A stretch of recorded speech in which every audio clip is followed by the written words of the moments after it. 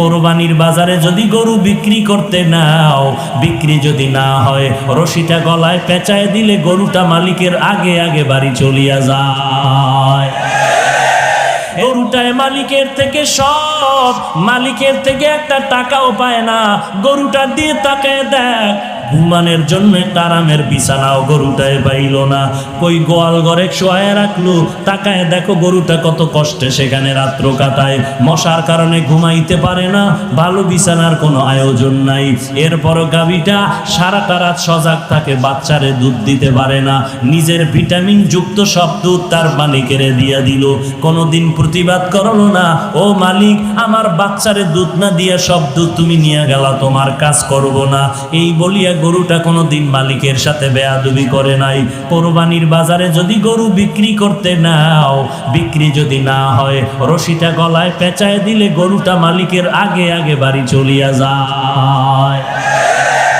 এরে বান্দা তাকায় দেখ, একটা কুকুর মালিকের কত পাগল, মালিকের জন্য জীবনটা পর্যন্ত কুকুর দিয়া দেয়, বহু প্রমাণ আছে। এরপর মালিক একটা টাকাও দেয় না, 3 বেলা খানাও দেয় না, মালিক খালি গালি দেয়, কুকুরের ধমক দেয়। এত ধমক খাওয়ার পরেও কুকুর মালিকেরে ভুলে না, মালিকেরে ভুলে না, বেয়াদবি করে না। আর তোর মতো মানুষটারে আমি আল্লাহ মায়ের গর্ভে না পাক পানি দিয়া বানাইয়া, ওই মায়ের গর্ভে প্যাকেটের উপরে প্যাকেট, প্যাকেটের উপরে প্যাকেট, প্যাকেটের উপরে প্যাকেট, এক বিন্দু ছিদ্র নাই, বাহিরের অক্সিজেন ঢোকার কোনো কায়দা নাই। তোর এখন নাকার মুখে যদি কষ্টেপ দিয়া আধা মিনিট রাখা হয়, তুই আর বাঁচতে পারবি না নিঃশ্বাস না নিতে পারলে। অথচ মায়ের গর্ভে তাকায় দেখ, বাহিরের একটা সেকেন্ডের অক্সিজেন ঢুকে না, 7-8 মাস পর্যন্ত বিনা বাতাসে কে বাঁচায় রাখতেছে।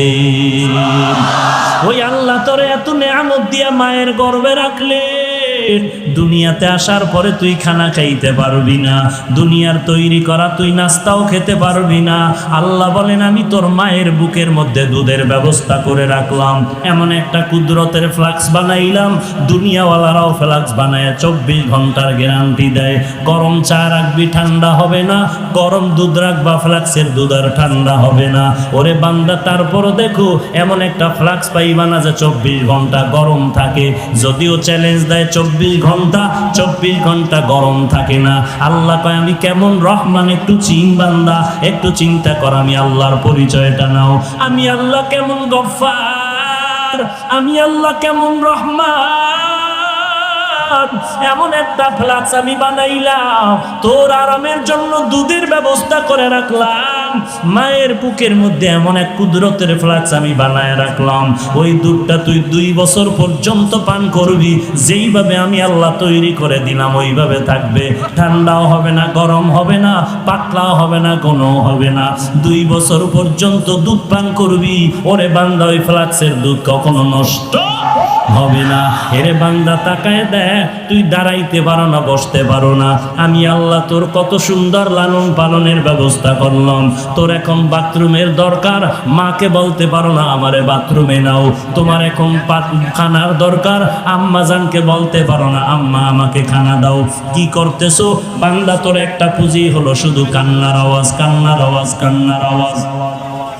ওই কান্নার আওয়াজটা শুধু মা বুঝতে পারে। কান্না দিয়ে তুমি কি চাও?